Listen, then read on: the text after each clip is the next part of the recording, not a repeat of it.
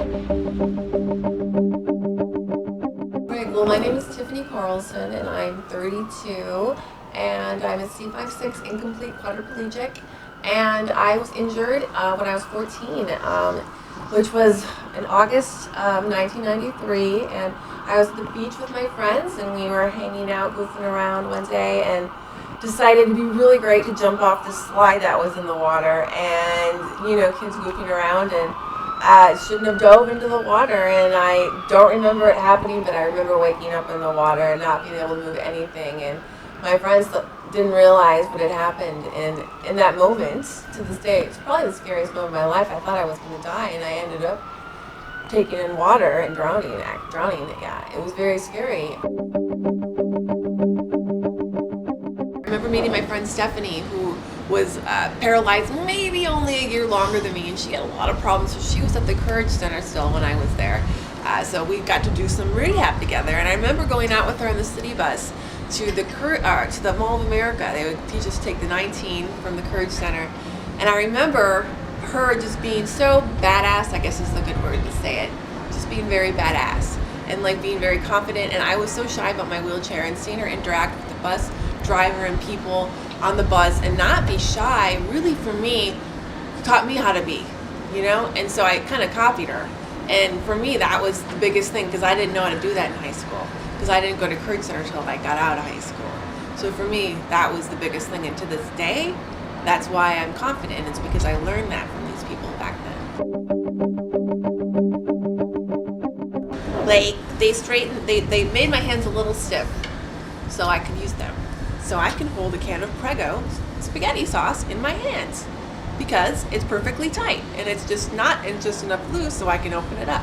And they did this, and it's great. So this, like for me as a C6 quad, anyone that's a C6 quad will probably can relate to that. You know, you don't want your hands to get too loose, you don't want to get them too tight. I got my very first standing frame, and a year after I broke my neck, my grandpa found we heard about these standing frames, and we need to get Tiffany a standing frame, because I wasn't able to go to Craig Hospital. We couldn't afford that, and everyone wanted me to get walking again, but we figured a good standing frame would be good. And so my grandpa, though, being a kind of a bull, he was about to figure out the best way to get me what Tiffany deserves. And even though he could afford it, he wanted to make sure the insurance was gonna pay for it, and he knew that it was legitimately a good medical requirement and that they should. So I don't know who he called. I was so young, and I don't know what he did, but I remember they approved it, and I got my standing frame, and it was very exciting. And they're bringing it in, and you know, it was really a little bit scary at first, because standing for me was, I didn't really know what it was going to feel like after my accident, you know, because I didn't even do any kind of standing at all. And so that was really exciting. I forgot how tall I was, actually, and it was really great. And actually, I think I grew, when I broke my neck, I was 5'7", and I'm 5'10" now, and so I grew a few inches between 14 to 16, and it was kind of cool to see that height. I use it probably a few times a week. I'm trying to use it more. I'm trying to bring my bone density back up. I just got a DEXA scan a couple weeks ago, and I have, unfortunately, osteoporosis in my left hip. So I'm going to be trying to do my vitamin D supplements more and see what I can do in 6 months to get another DEXA scan and see where I'm at, and see if we can really improve the bone density. And they say you can, so yeah.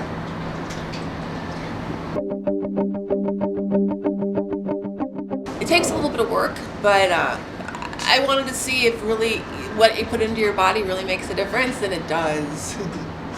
Huge. I think for me, I was starting to get a little bit frustrated being paralyzed. I think the ebb and flow of grief as a disability, when you have a spinal cord injury in particular, it comes and goes.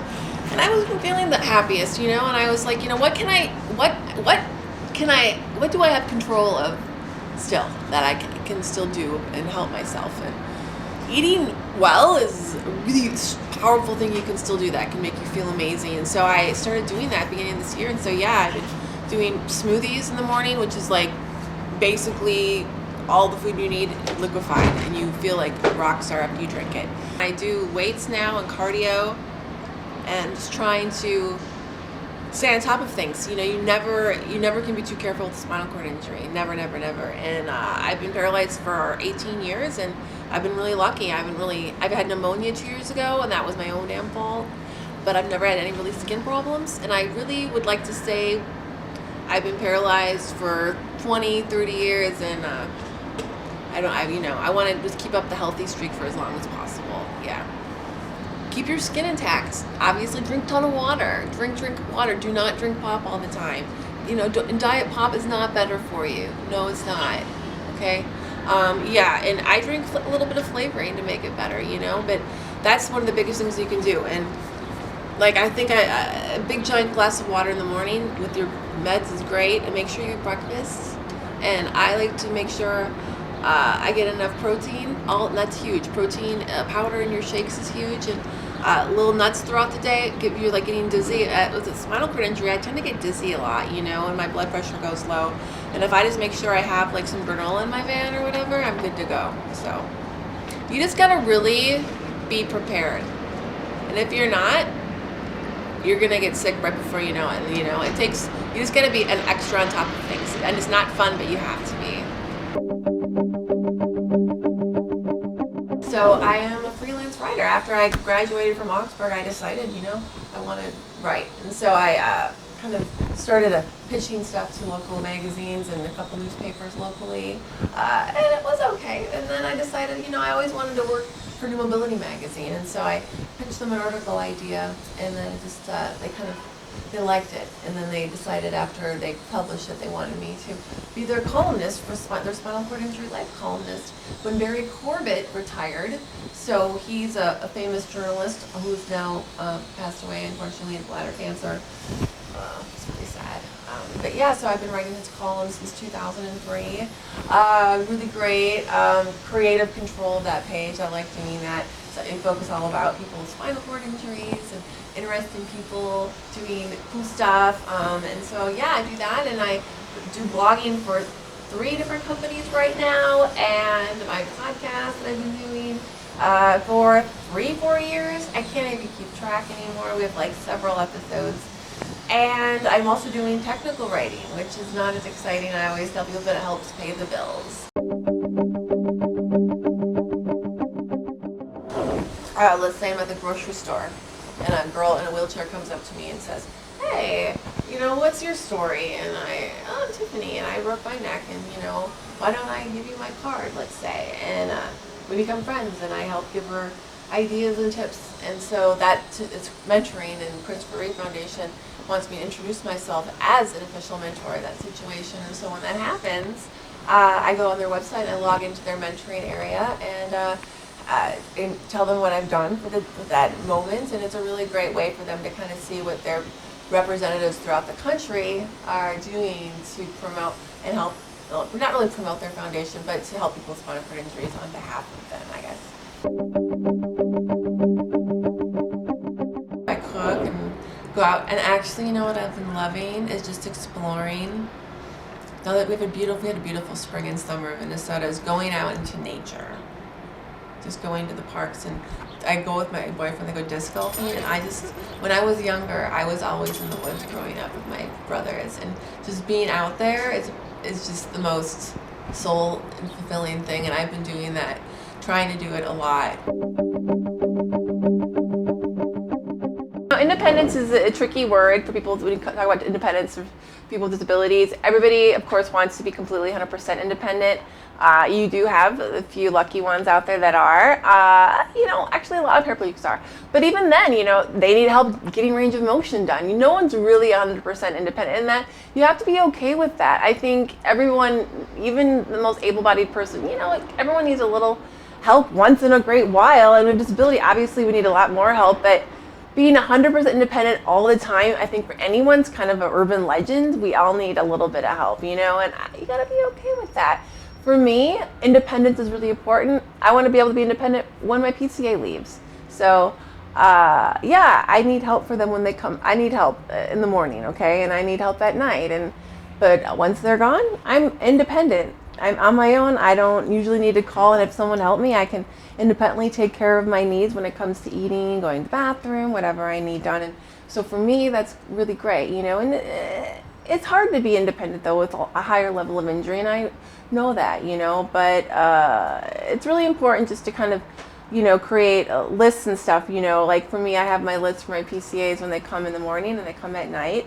And like, so I make sure like, because unfortunately I can't always, let's say clean or grab stuff out of my van that I need taken out of there, or trim my cat's toenail, stupid stuff like that I can't do. And like you have to just be okay with needing extra help, I guess. I decided in '05 that I wanted to kind of do my own staffing, and so through the state of Minnesota, I can do my own staffing, and they get paid an extra $1 an hour because I do all the staffing and don't need my agency to find people. So I find some really great college students usually going into the healthcare industry on Craigslist, and I put an ad on there, and like looking for a flexible part-time PCA, great opportunity for someone looking to get into the field, and then I interview them here, public space always, and I love, if I like them, they get hired on.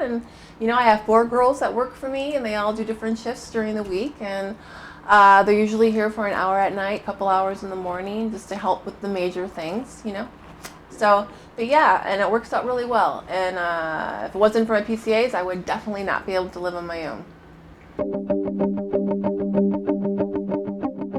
It's been huge having my license, being able to go where I want to go and not having to call a company to come pick me up. Or I love that Minnesota has really great accessible transportation, public transportation, but for me, I like to be able to go, I'm spoiled. I sound even bad saying I like to be able to go where I want to, whenever I want to.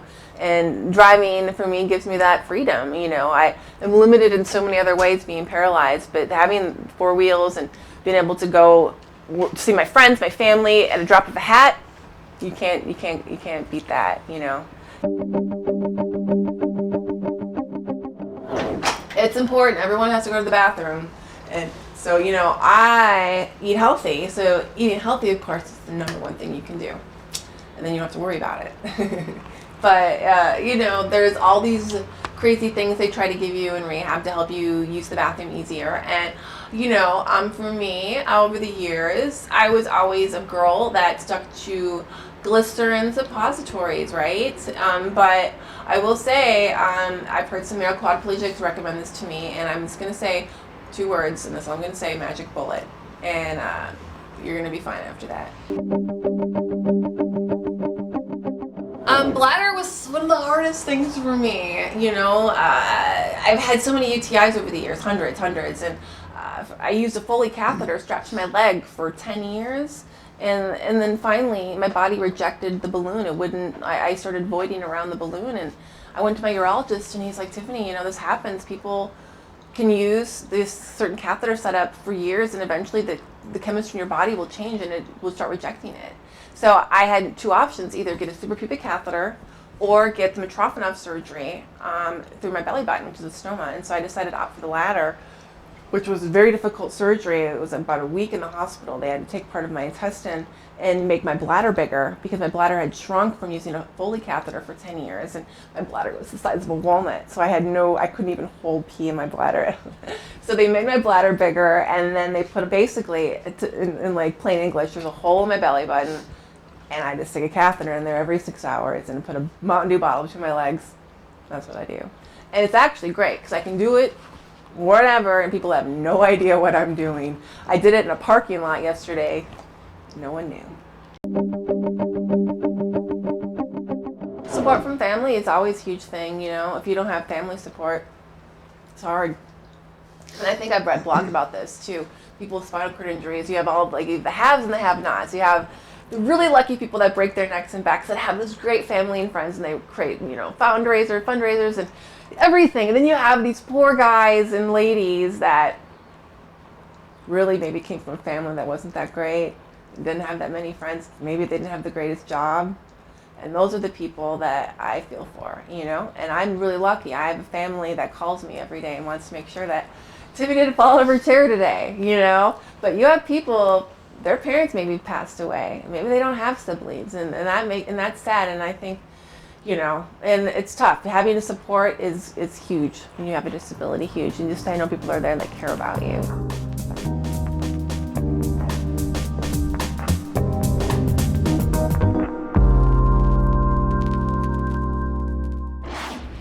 Visit us at EasyStand.com. EasyStand. Standing made easy.